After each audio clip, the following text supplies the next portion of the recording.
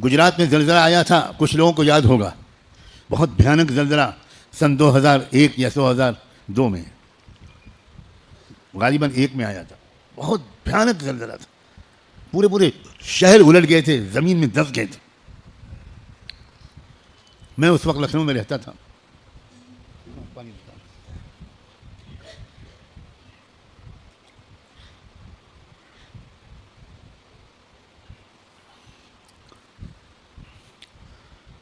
अल्लाह की तौफीक से मैं सफ़र करके, लंबा सफ़र करके गुजरात गया।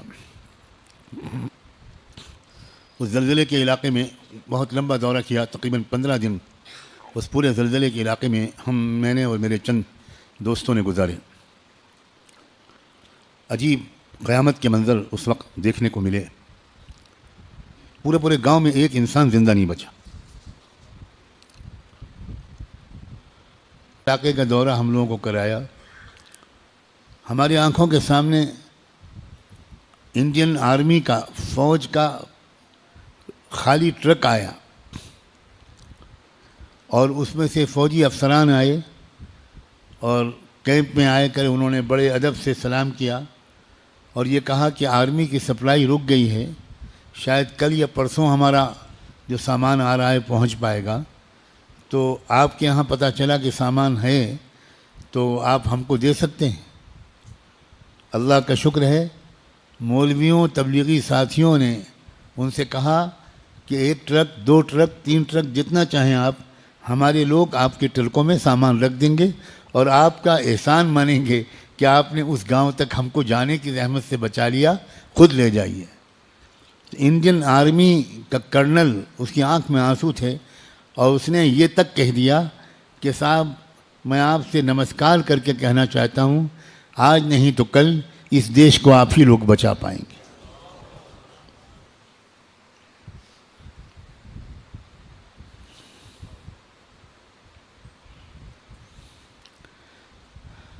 हम लोग गाड़ियों पर थे, 2-3 कारें थीं, पीछे पीछे ट्रक चल रहे थे। तो हम लोग एक इलाके से दूसरे इलाके में जा रहे थे। तो वहाँ हमने देखा कि हमारा जो कैंप लगा हुआ है, उस कैंप के पास हम लोग रुके तो पता चला कि सामने के गांव में एक और कैंप लगा है। तो हम लोग मशवरा करने लगे कि यहाँ जब इमदाद पहुँच गई है तो फिर हम लोग यहाँ पर क्या करें और आगे कहीं जाएं। यहाँ कोई दूसरे लोग, कोई दूसरा ग्रुप, कोई दूसरा संगठन वो इमदाद लेकर पहुँच गया है, मकसद तो हमारा और उनका एक ही है। तो मुफ्ती साहब ने कहा कि ठहर जाइए, थोड़ा रुक जाइए, इतना लंबा सफ़र करके आए हैं, यहाँ साथियों ने खाने का इंतज़ाम भी किया है, नमाज बाजमात हो जाएगी, उसके बाद आगे चलेंगे। हमने कहा बहुत अच्छा। वही हमारे काफ़िले के अमीर थे। थोड़ी देर के बाद हम लोग गाड़ी में बैठकर रवाना हुए तो मुफ्ती साहब ने कहा कि थोड़ी देर उस कैंप के करीब चल के देखते हैं कौन लोग हैं, क्या कर रहे हैं, उसके बाद चलते हैं। हमने कहा बहुत अच्छा।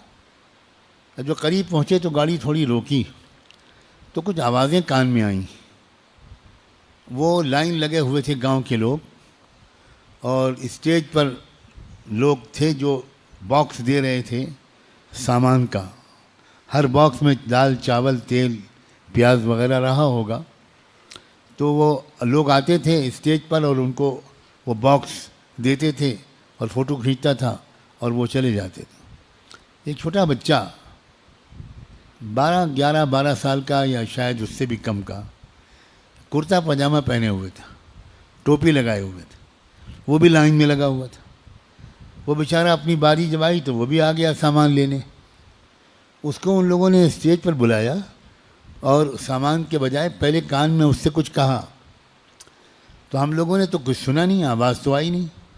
खाली इतना हमने देखा कि वो लड़का स्टेज से कूदा और भागता हुआ, कुछ चिल्लाता हुआ वो भागा, कुछ लिए बगैर। हमने, मुफ्ती साहब ने कहा कि हज़रत आपने सुना कि क्या कह रहा है वो? मैंने कहा नहीं, मेरी तो कान में आवाज़ पूरी नहीं आई। उसने कहा वो कलमा पढ़ता हुआ भागा है। मैंने मुफ्ती साहब से कहा गाड़ी फ़ौरन दौड़ाइए और हमको उस बच्चे से मिलना है, उससे पूछना है कि क्या हुआ बेटा तुम्हारे साथ। हम लोग पहुँचे, अल्हम्दुलिल्लाह हम पहुँच गए। उस बच्चे को बुलाया पहले तो उसको पानी पिलाया, ठंडा दूध वूध पिलाया जो साथ में था, और उसको तसल्ली दी। और उससे कहा बेटा क्या तुम बताओ? तो उसने कहा कि मेरे अब्बा, मेरी अम्मा, मेरे भैया, मेरी भाभी सब मर गए ज़लज़ले में। मैं खेत में काम कर रहा था इसलिए बच गया, मैं घर पे था ही नहीं, घर तो गिर गया तो सब मर गए। अब कोई मेरे सर पर नहीं है। तो क्या हुआ तुम बेटा, तुम सामान लिया नहीं, तुम सामान लिए बगैर चले गए?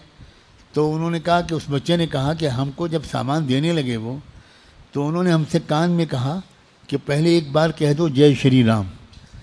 तो मैंने बजाय इसके कि ये कहता मैं भागा कलमा पढ़ता हुआ, ला इलाहा इल्लल्लाह ला इलाहा इल्लल्लाह ला इलाहा इल्लल्लाह। मैं कलमा पढ़ते हुए भागा कि अम्मा अब्बा तो गए तो क्या अब ईमान भी जाएगा? अल्लाहु अकबर।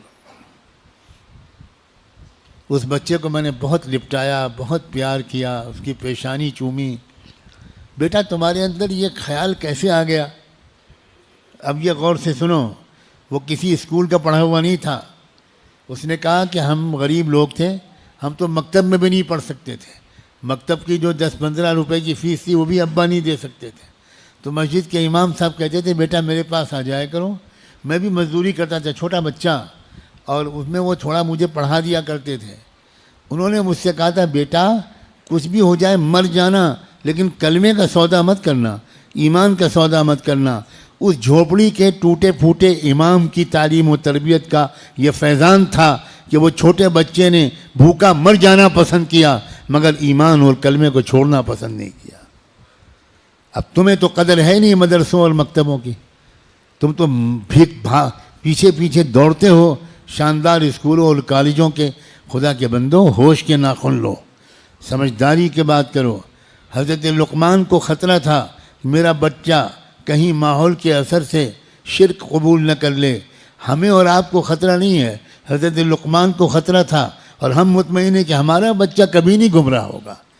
क्यों भाई, ये बात सही है कि नहीं? हमको इत्मीनान होना चाहिए या फ़िक्रमंदी होनी चाहिए?